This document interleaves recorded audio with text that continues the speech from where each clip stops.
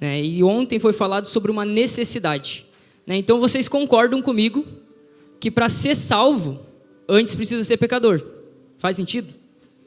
Faz sentido, né? Porque se todo mundo for justo, não precisa de salvação, porque todo mundo já é justo. Só que agora nós entendemos que há uma necessidade de salvação, porque todos são pecadores. Todos são pecadores. Isso foi falado ontem, né? Então agora nós sabemos que há uma necessidade. Mas necessidade de quê? Necessidade de ser salvo, sim. Mas como? Através do Evangelho, né? E hoje nós vamos falar do Evangelho de Deus. O que é o Evangelho? O Evangelho é boas novas, né?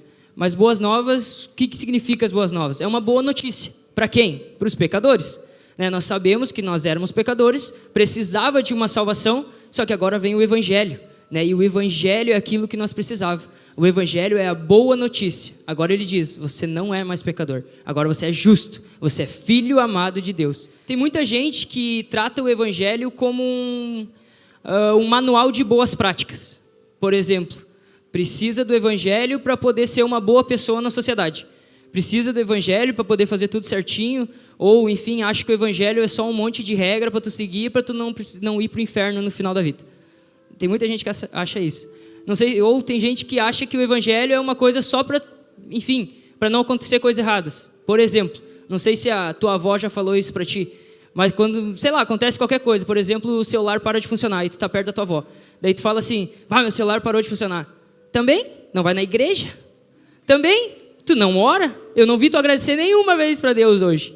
Deus não é um cara mau, né? Deus não é um cara mau. Se o telefone estragou, tá na hora de comprar outro novo. Amém? Ó, tem gente que recebeu, tá com o telefone quebrado. Mas enfim, tem muita gente que acha que é isso. O Evangelho, eu recebi o Evangelho, recebi a palavra de Deus, então agora a minha vida vai ser boa. Simplesmente isso. Mas não, o Evangelho ele é muito mais profundo. O Evangelho, ele é uma vida. O Evangelho, sim, ele serve como um manual de vida ali para tu seguir algumas coisas boas para tua vida, com certeza. Só que ele não é só isso. Ele é muito mais profundo. O Evangelho ele é o próprio poder de Deus. O Evangelho é o próprio poder do Espírito Santo de Deus sobre nós, né? O Evangelho ele é a própria vida que flui de nós, né? Então, falando do Evangelho, eu queria associar a história do Evangelho como uma história de amor.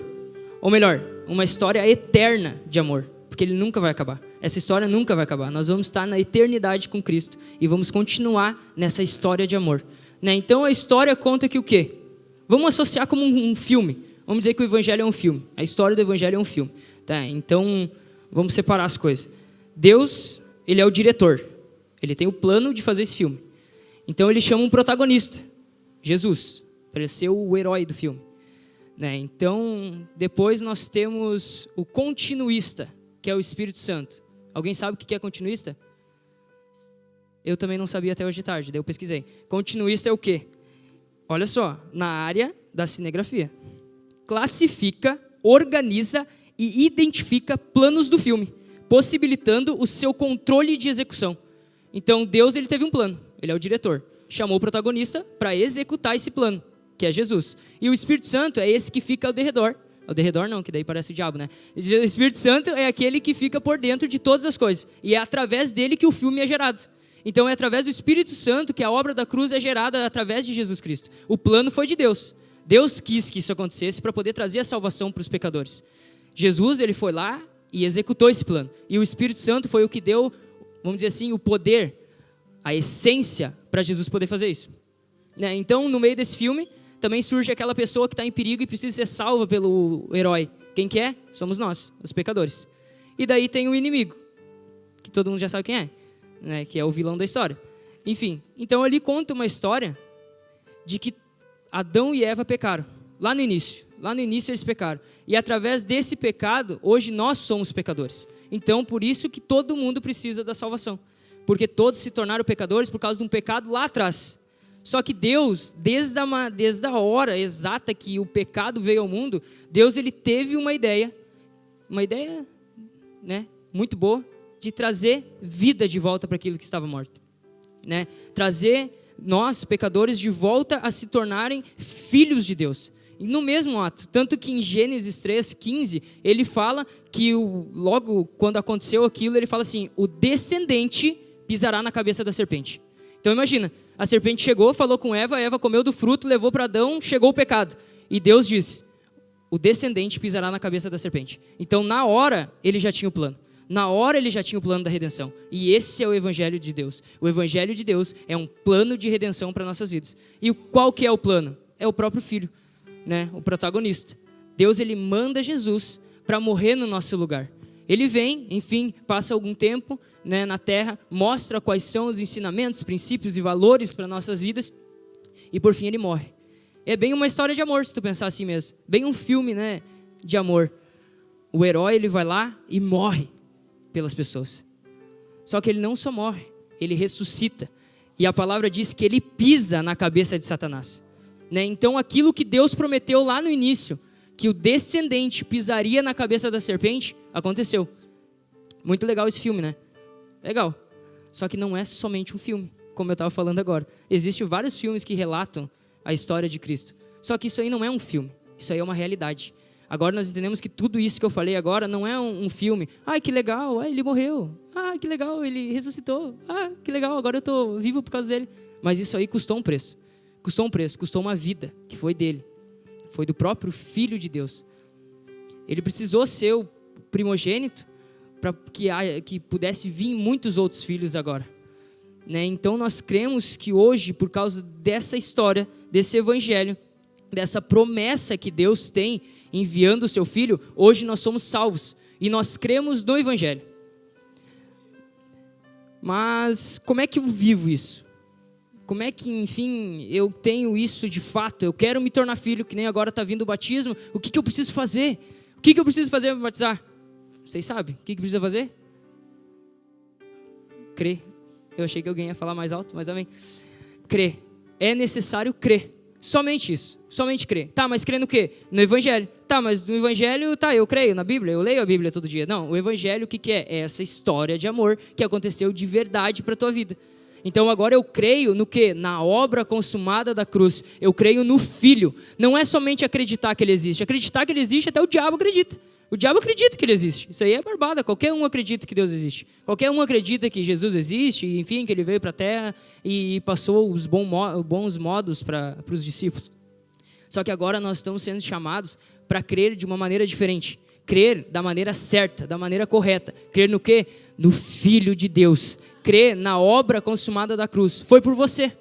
Essa obra foi por você. Ele sofreu no seu lugar.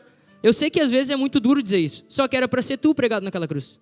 Realmente. Era para ser tu, os soldados puxando o teu braço e quebrando o teu braço para poder caber na cruz, que não era sua. Que na verdade era sua, né? Só que daí Jesus pegou para ele. Era para ser você naquele lugar. Só que Jesus, ele escolheu trocar de lugar com você. Eu dei um exemplo esses dias e é exatamente isso. Quem é que veio na Rocket? Oh, glória. Amém. Então assim, vamos dizer que na próxima Rocket você precisa ter um cartão, né, uma carteirinha de sócio da Rocket. Não vai ter isso, tá? Não se preocupa. Eu acho. Tô brincando. Uma carteirinha de sócio da Rocket. Daí tu entra ali, só que tu não tem, tu nem sabia que precisava de carteirinha. E tu tá louco pra entrar ali, enfim, festejar com os irmãos e tal. Só que daí tu chega ali e as pessoas, tá, agora tu tem que me entregar a carteirinha. Eita, carteirinha? Não tem carteirinha nenhuma. E daí tu imagina assim, pode imaginar, Jesus dançando assim, aqui no meio. Tu lá na porta querendo entrar e Jesus dançando. E daí tu fica assim, pá, como eu queria estar lá festejando com eles. E daí Jesus, ele olha assim, tu meio triste. Cara, quer saber de uma coisa? Eu tenho a carteirinha ouro de sócio, filho amado, escrito assim em letra grande, filho amado de Deus, carteirinha ouro da Rocket. Mas quer saber? Eu vou entregar isso aqui para ele poder entrar e festejar no meu lugar. E aí Jesus sai e deixa tu entrar para festejar. É um exemplo bobo? É um exemplo bobo, mas foi exatamente isso aí que aconteceu. Tinha uma vida, imagina, ele era o próprio Filho de Deus. Tinha uma vida cheia de milagre, como aconteceu. Só que se ele não tivesse morrido, ele poderia ter vivido muitos outros anos na Terra. Vocês concordam comigo, não é? Mas ele decidiu morrer no nosso lugar. Para quê? Para que nós pudéssemos tomar o lugar dele. Então agora, uma carteirinha, né, de, não um sócio, mas a carteirinha de filho amado de Deus, ele entregou nas tuas mãos. Carteirinha de filho amado de Deus, ele entregou nas suas mãos. E ele pegou a carteirinha do pecador e morreu no nosso lugar. Tá, óbvio, depois ressuscitou, enfim. Só que agora, o que nós fazemos? Nós somente escutamos isso e eu, que show, cara, me entregou a carteirinha. Não, agora eu desfruto disso. Eu desfruto desse benefício que a cruz nos trouxe. Eu desfruto do poder do evangelho na minha vida. Então eu faço o quê? A carteirinha eu vejo que está escrito filho amado, só que no nome não tem nada escrito. Então eu vou lá e escrevo meu nome. Gustavo, filho amado. Mas enfim, é isso aí, é tu se apropriar. Uma coisa é tu receber, mas outra coisa é tu se apropriar. Sabe quando tu recebe um presente e daí... Não, tu não é assim, tu recebe com alegria. Mas vamos dizer que quando tu entrega um presente, a pessoa fica assim, que legal. Que show, obrigado. E daí fica todo sem reação de agradecer. Já aconteceu contigo? Comigo já. É a mesma coisa isso. Imagina se Deus ele vem e se apresenta para ti e fala, eu tenho a vida eterna. Que legal, obrigado. Não, né, cara? Eu tenho a vida eterna. Aleluia, glória a Deus, eu me aproprio disso. O que eu preciso fazer? É crer, eu creio. Eu creio no seu nome. Eu creio no evangelho. É isso, é um entusiasmo. Por quê? Porque Jesus, ele é o próprio amor. Essa história do evangelho, ele mostra uma história de amor, como eu falei, só que o amor é o próprio Cristo. É o próprio Cristo. Tem aqui, que fala que essa história é tudo a ver com o Filho. Em Romanos 1, do 2 ao 4, ele diz assim, há muito tempo, essa boa notícia foi prometida por Deus, por meio dos seus profetas e escrita nas Escrituras Sagradas. Olha só, ela fala a respeito do Filho de Deus, o nosso Senhor Jesus Cristo, o qual, como ser humano, foi descendente do rei Davi. E, quanto à sua santidade divina, a sua ressurreição provou, com grande poder, que ele é o Filho de Deus. Então, toda essa boa notícia, ela se resume no Filho. Essa boa notícia, o Evangelho, ela se resume no Filho de Deus. Então, o que eu preciso crer, Gustavo? No Filho de Deus. O que eu preciso crer? No Filho. Mas só acreditar, eu acredito que ele existe. Não, é tu crer verdadeiramente que ele faz parte da sua vida. Crer verdadeiramente que ele decidiu e quando ele estava naquela cruz, ele estava olhando para você. Ele estava olhando para a sua vida naquele dia. Eu tenho certeza que ele estava olhando para a tua vida e ele tinha algo, enfim, muito grande para liberar sobre ti. Só que agora você tem que crer, você tem que se apropriar. Você tem que se apropriar disso aí, porque ele deseja que a sua habitação seja linda. E você é a habitação de Deus. Você é a habitação do Filho. Você é a habitação do Evangelho. E agora ele quer te fazer uma habitação perfeita para ele, que glorifique o dono da casa. Amém?